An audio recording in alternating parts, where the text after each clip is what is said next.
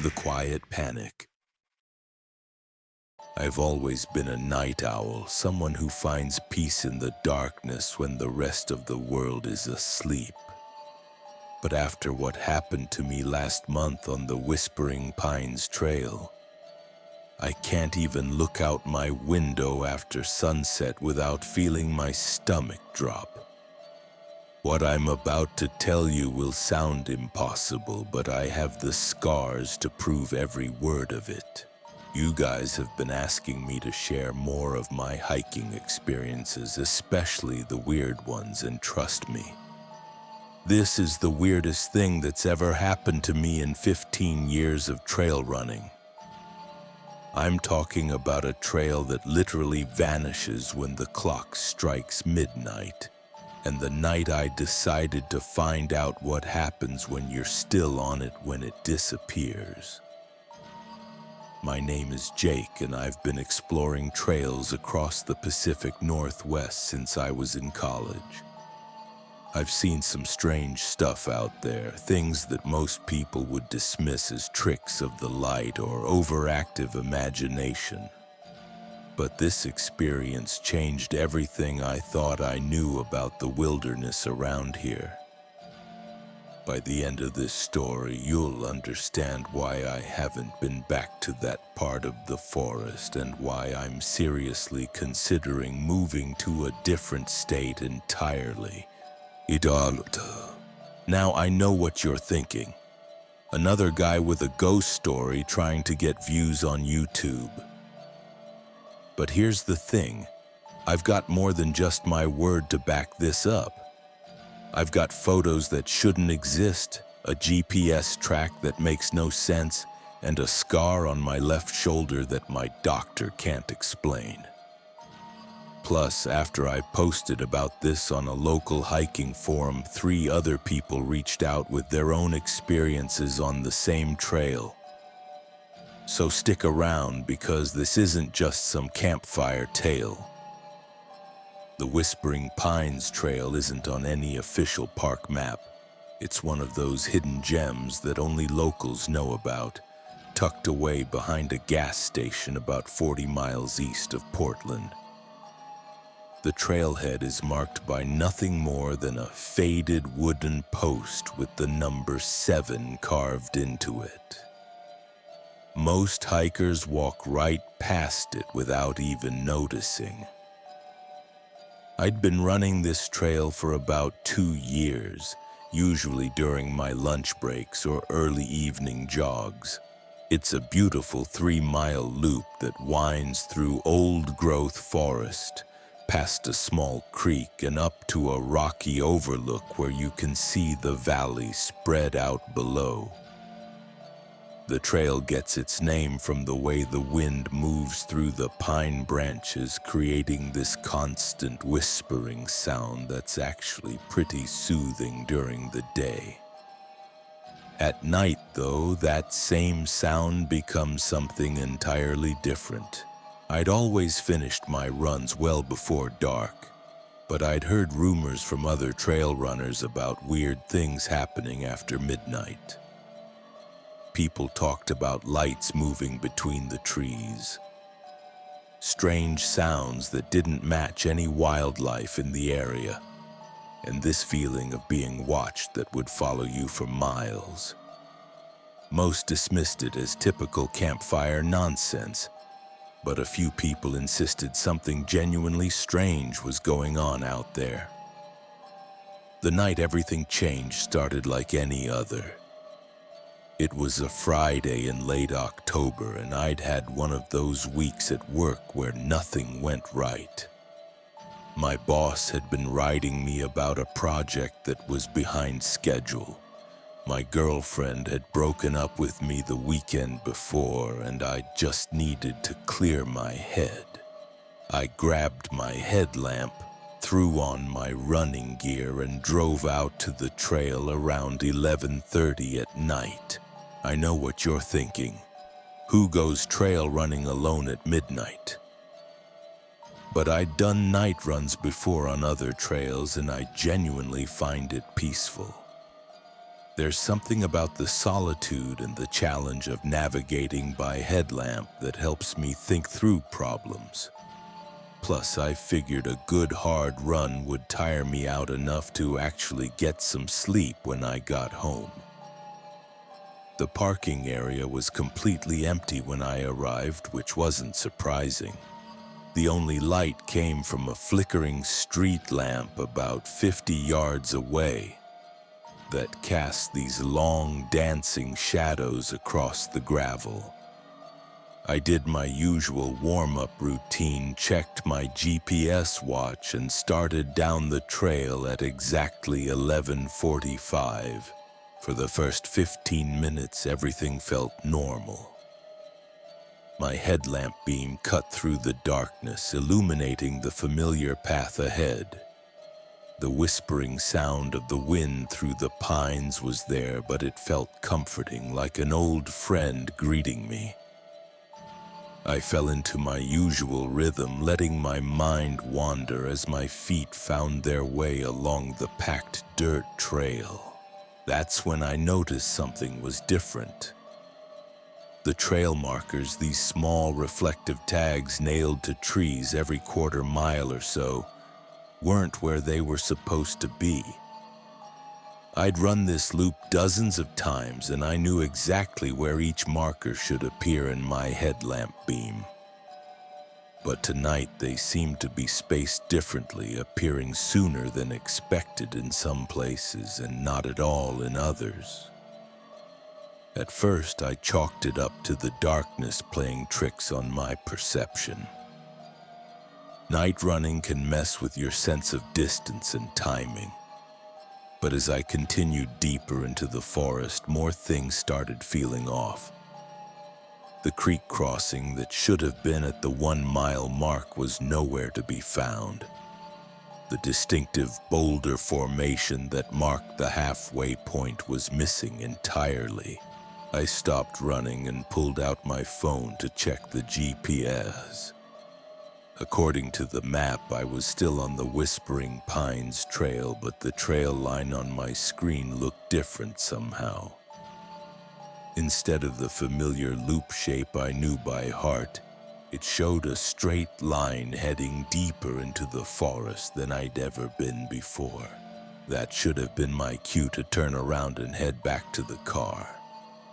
Any experienced hiker will tell you that when things start feeling wrong on a trail, especially at night, you don't push forward to satisfy your curiosity. You get out. But I was stubborn, and I convinced myself that I was just disoriented by the darkness. I checked my watch. 11:58.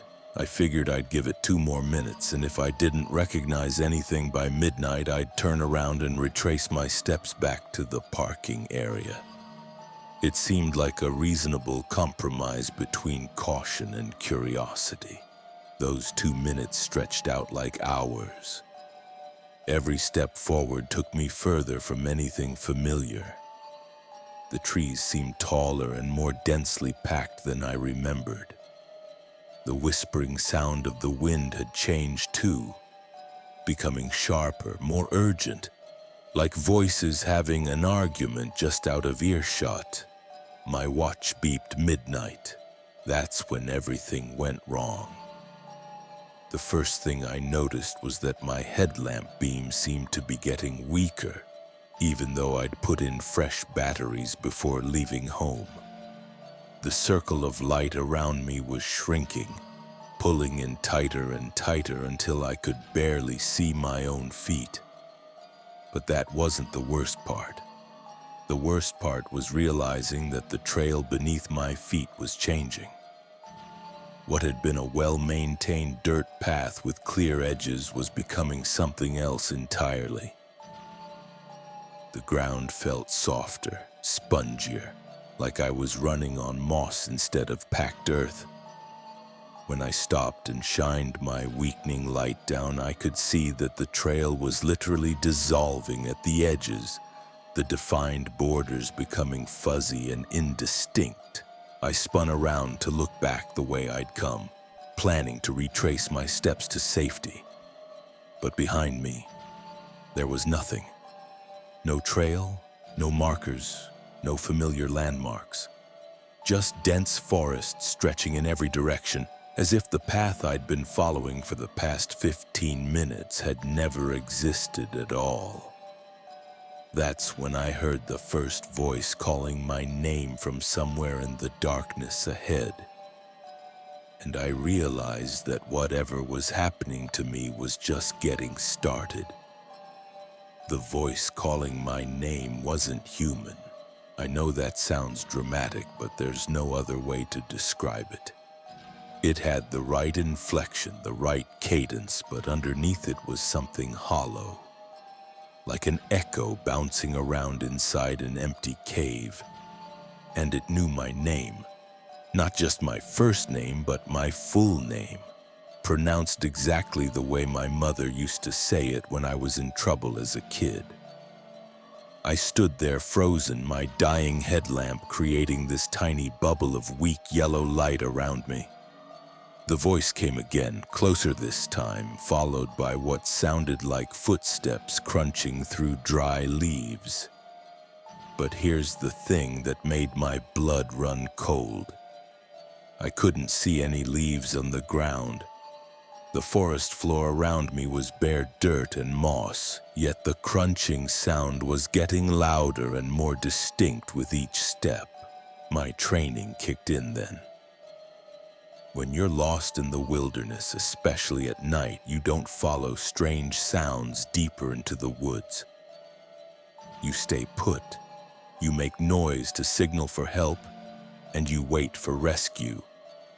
But this situation was beyond any wilderness survival manual I'd ever read.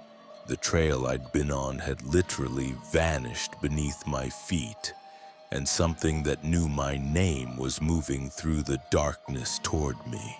I turned and started running in what I hoped was the opposite direction from the voice. My headlamp beam bounced wildly as I crashed through underbrush that shouldn't have been there, dodging between trees that seemed to shift and move in my peripheral vision. Behind me, the crunching footsteps matched my pace exactly, never falling behind no matter how fast I pushed myself. That's when I made the mistake of looking at my GPS watch. The screen was completely scrambled, showing symbols that looked like no language I'd ever seen. The compass was spinning wildly, unable to find magnetic north. Even worse, the elevation reading kept changing, jumping between impossible numbers. Sometimes showing I was 2,000 feet below sea level, other times claiming I was at the peak of Mount Hood. The forest around me was changing too. The whispering sound of the wind had become a low, rhythmic chanting that seemed to come from the trees themselves. The air felt thicker, harder to breathe, like I was running through water instead of atmosphere. And the smell. God, the smell was getting worse with every step. It started as just a musty, organic scent, but it was becoming something rotten, something that had been dead for a very long time. I stumbled into a clearing that definitely hadn't been there during any of my previous runs. In the center stood a massive oak tree, easily 8 feet in diameter, its gnarled branches reaching up into the darkness like arthritic fingers. Carved into the bark were symbols that matched what I'd seen on my GPS screen, and hanging from the lowest branch was something that made me stop running entirely. It was a backpack, a hiking backpack that looked exactly like mine down to the reflective strips in the water bottle holder. But that was impossible. My backpack was at home in my closet. I'd deliberately left it behind for this quick night run. Yet there it was, swaying gently in the non-existent breeze like it had been waiting for me. The voice called my name again, but this time it was coming from multiple directions at once. A chorus of voices, all slightly different but all unmistakably calling for Jake Thompson. Some sounded pleading, others angry, and a few carried a tone of desperate warning that made every instinct I had scream at me to run. But run where? I was completely lost in a forest that didn't follow any natural laws I understood. My headlamp was now so dim it barely illuminated my own hands. My phone had no signal and the GPS was showing those impossible symbols. For the first time since this nightmare began, I felt the crushing weight of true panic settling over me.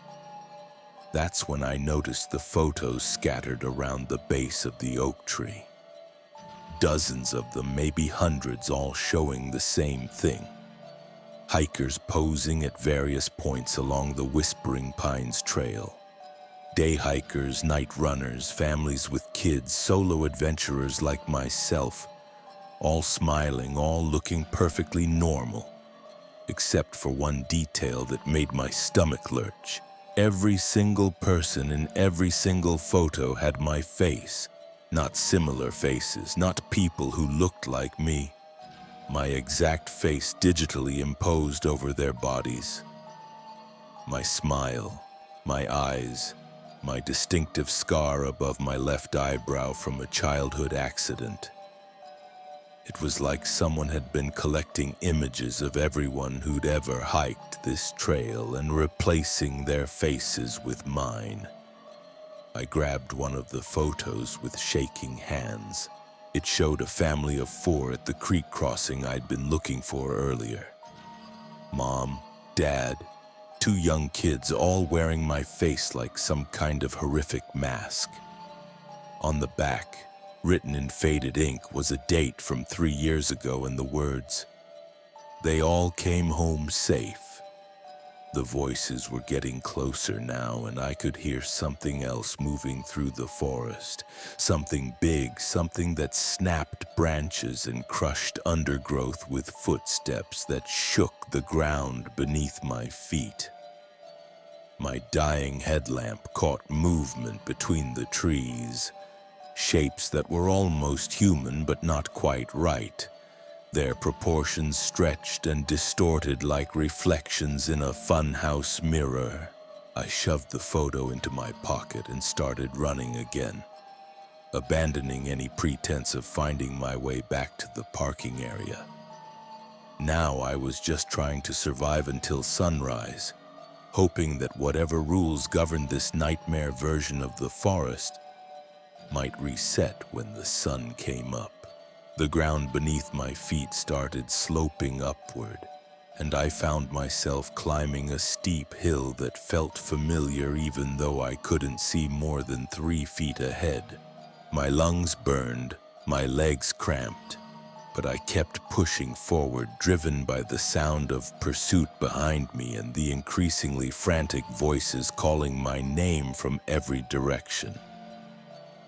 When I finally reached the top, gasping and exhausted, I found myself at the rocky overlook I knew so well from my daytime runs. But the view was all wrong. Instead of the familiar valley with its scattered lights and distant mountains, I was looking down at an endless expanse of forest that stretched to the horizon in every direction. No roads, no buildings, no signs of human civilization anywhere. And in that moment, as my headlamp finally died completely and left me in absolute darkness, I understood what had happened. The trail hadn't disappeared, I had. Whatever force controlled this place after midnight had pulled me out of the normal world and into something else entirely. A pocket dimension where the rules of reality bent and twisted like the trees in a windstorm. So, the voices had gone silent now, but I could feel something watching me from the darkness below. Something patient, something that had been waiting a very long time for another visitor to add to its collection. I thought about all those photos, all those faces that had been replaced with mine, and I realized I was looking at the fate of everyone who'd been caught on this trail after midnight. But I'm stubborn, remember? And I wasn't ready to join whatever collection of lost souls was trapped in this place. I pulled out my phone, hoping the camera flash might give me just enough light to find another way down the hill. When the flash fired for just a split second, I saw them. Dozens of figures standing motionless between the trees, all wearing my face, all staring up at me with expressions of desperate longing. And among them, moving with predatory grace, was something else entirely. Something that might have been human once, but had been changed by this place into something far worse. I ran. I ran harder than I'd ever run in my life, crashing down the far side of the hill through brush that tore at my clothes and skin. I fell, rolled, got up and kept running, guided only by desperation and the faint hope that somewhere in this twisted version of the forest, there might still be a way home. I don't remember much about the next few hours. Just running, falling, getting up, and running some more. The voices came and went, sometimes pleading, sometimes threatening. Always calling my name with that hollow, echoing quality that made my skin crawl.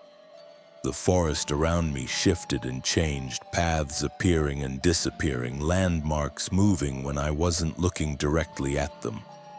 But somehow, impossibly, as the first gray light of dawn began filtering through the canopy above, I found myself stumbling out of the tree line into the familiar parking area where I'd left my car. The gravel crunched normally under my feet. The flickering street lamp was still casting its dancing shadows. Everything looked exactly as I'd left it, as if the past 6 hours had been nothing more than a vivid nightmare. Except for the photo still crumpled in my pocket, the photo of the family with my face dated 3 years ago, and the GPS track on my watch which showed I'd somehow covered 18 miles in terrain that doesn't exist on any map. And the scar on my left shoulder, 3 parallel marks that look exactly like claw marks from something much larger than any animal native to the Pacific Northwest. I drove home in silence, trying to process what had happened to me. I told myself it had been a hallucination, maybe caused by dehydration or exhaustion or stress from work and the breakup. But deep down, I knew better. I'd been somewhere else, somewhere that existed alongside our normal world but followed entirely different rules. That was 3 weeks ago. I haven't been back to any trail since then, and I'm not sure I ever will. Because now I know that there are places in this world where reality gets thin, where something patient and hungry waits for travelers who venture too far from the safety of daylight. And once you've seen behind that curtain, once you've walked in that other place, it changes you in ways you can't undo. If you're thinking about checking out the Whispering Pines Trail yourself, don't. Whatever curiosity you're feeling isn't worth the risk. Some mysteries are meant to stay unsolved, some trails are meant to be avoided, and some doors should never be opened. But if you do decide to go anyway, if that stubborn part of human nature that needs to see things for itself gets the better of you, then please, for the love of God, be off that trail before midnight. Because after the clock strikes 12, you're not hiking anymore. You're trespassing in a place that collects travelers, and once it has you, it might never let you go. That's my story, and I know how it sounds. But sometimes the truth is stranger and more terrifying than any fiction we could imagine. Stay safe out there and remember, not all trails lead home.